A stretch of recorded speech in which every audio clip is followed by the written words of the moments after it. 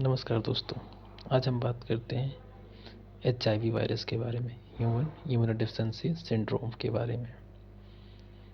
HIV virus हमारे शरीर में जैसे ही इंटर करता है, हमारी इम्यूनिटी को बना के रखती है, हमारे रोग से लड़ने की क्षमता को बना के रखती है। उन सेल्स पर स्थित CD4 नाम का एक ग्लाइकोप्रोटीन होता है। टी सेल्स पर CD4 नाम का ग्लाइकोप्रोटीन होता है, उस पर अटैक करता है और उसके थ्रू वो सेल में एंटर कर जाता है, कोशिकाओं में घुस जाता है। कोशिकाओं में पहुंच के ये कोशिकाओं में हो रही जो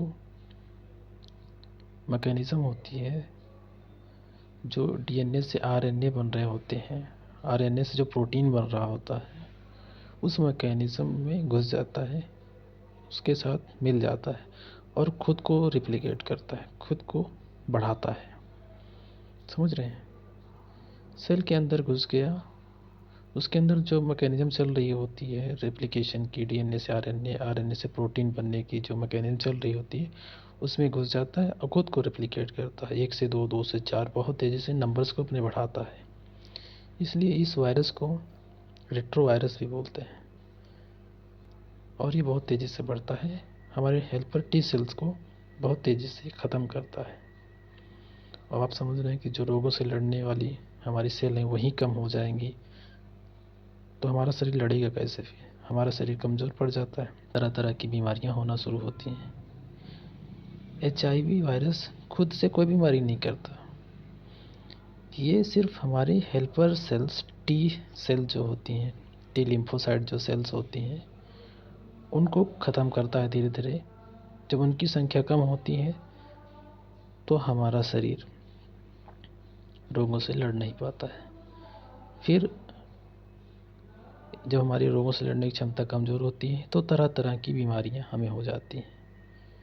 तो आप समझ के HIV वायरस सिर्फ हमारे रोगों से लड़ने की जो कोशिकाएं हैं उनको ख़त्म करता है। एक तरह से हमारा जो रोगों से लड़ने की क्षमता उनको ख़त्म करता है, जिससे अलग अलग वायरस बैक्टीरिया हमारे ऊपर हावी हो जाते हैं। वायरस, बैक्टीरिया, फंगाई ये हावी हो जाते हैं और तरह तरह की बीमारियां बनाते हैं, जिससे हमारा शरीर, क्योंकि रोग से लड़ने की क्षमता ही नहीं रही अब, तो कोई भी इन्फेक्शन होगा वो फिर सही नहीं होता। यूँ कह लें लंबे समय तक रहता है, क्योंकि हमारा शरीर कमज़ोर हो चुका है, कोई भी बीमारी हमें पकड़ लेती है। सबसे कॉमन शुरुआत में जो है कैंडिडियासिस, जी हाँ, एक फंगल इन्फेक्शन होता है, इसको कैंडिडियासिस बोलते हैं, वो बहुत कॉमनली देखने को मिलता है। तो जेनेसिस ऑफ HIV डिजीज़, कैसे ये हमारे सेल के अंदर आता है, हमारे शरीर में आया, समझना बहुत ज़रूरी है कि HIV का वायरस कैसे हमारे शरीर में आता है। मुख्यतः 3 कारणों से। Number 1, unsafe sexual relationship, multiple partner के साथ अगर कोई रिलेशनशिप में आ रहा है, शारीरिक संबंध बना रहा है, तो उसके HIV इन्फेक्शन के चांस बढ़ जाते हैं। दूसरा होता है पेरेंटल रूट, नसों के द्वारा इन्फेक्शन का पहुंचना, जैसे ब्लड एंड ब्लड प्रोडक्ट, आपने ब्लड ट्रांसफ्यूज़ कराया, आपको ब्लड की ज़रूरत पड़ी, आप ऐसे इंसान का ब्लड अपने अंदर चढ़वा लिए जिसको इन्फेक्शन पहले से था, तब भी आपको इन्फेक्शन हो जाता है। इंजेक्शन ड्रग यूजर्स, कुछ लोग होते हैं नशीली दवाओं का सेवन करते हैं, नशीली दवाएं इंजेक्ट करते हैं अपने हाथों से ही सिरिंज में लेके, वही सिरिंज दूसरा भी यूज कर रहा है, उसके यार दोस्त जो नशीले दोस्त होते हैं, नशा करने वाले दोस्त। तो अगर एक को है तो दूसरा भी वही सिरिंज लेके यूज कर रहा है, उसको भी हो जाता है।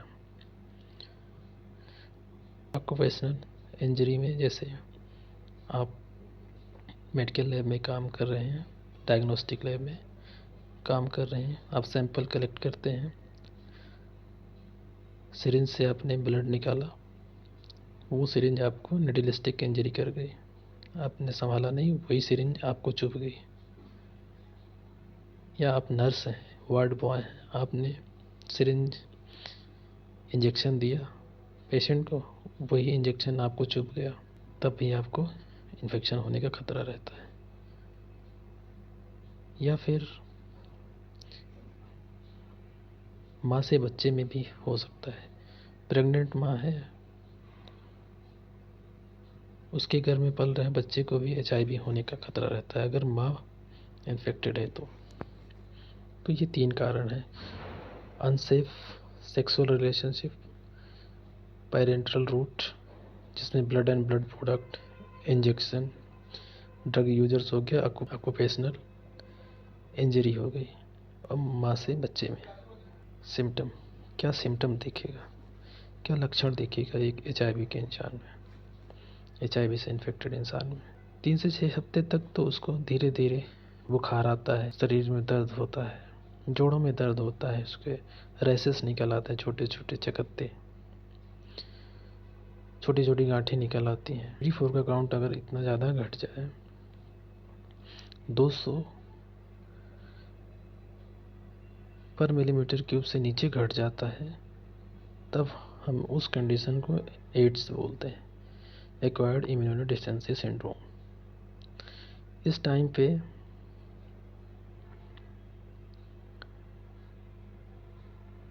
अपॉर्चुनिस्टिक इन्फेक्शन होते हैं। ये एड्स का जो कंडीशन है, इसको आने में कम से कम 2 साल, मैक्सिमम 8 साल लग सकते हैं। आज आपके शरीर में वायरस इंटर किया, ये सारे इन्फेक्शन आने में आपको 2 से लेके 8 साल लग जाते हैं।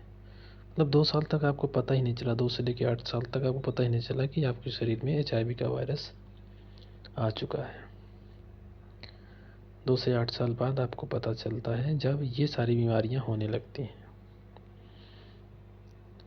आपका वज़न बहुत तेज़ी से घटता है, बुखार 1 महीने से ज़्यादा तक आ ही रहा है, लगातार दस्त पड़ रहे हैं, बॉडी आपका ऐसे पतला होता जा रहा है, यहाँ पे देख रहे हैं आप, ऐसे पतला होता जा रहा है, एकदम हड्डियाँ दिख रही हैं आपकी।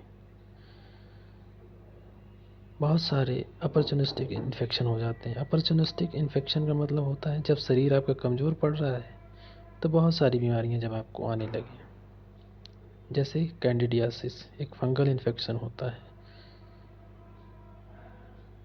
उसके साथ साथ कैंडिडियासिस को आप यहाँ देख सकते हैं, ये देखिए पीछे,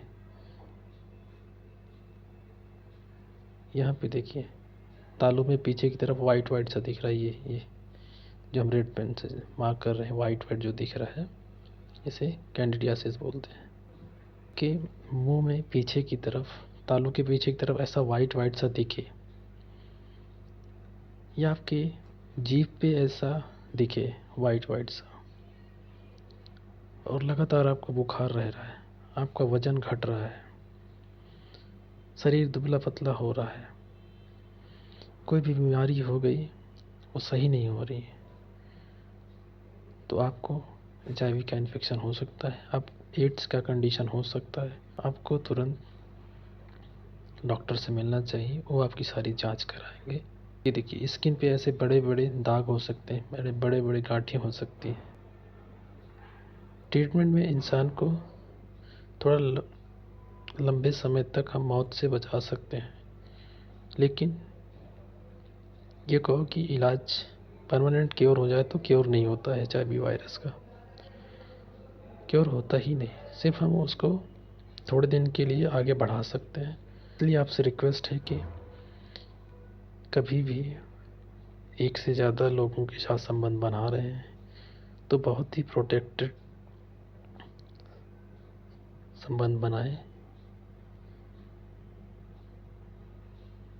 डायरेक्ट टच में ना आए, सेक्सुअल ऑर्गन आपके डायरेक्ट टच में नहीं आने चाहिए। हमें उम्मीद है कि आपको ये जानकारी पसंद आई होगी। चैनल को सब्सक्राइब करना ना भूलें, दोस्तों में शेयर करें। Thank you very much. जय हिंद।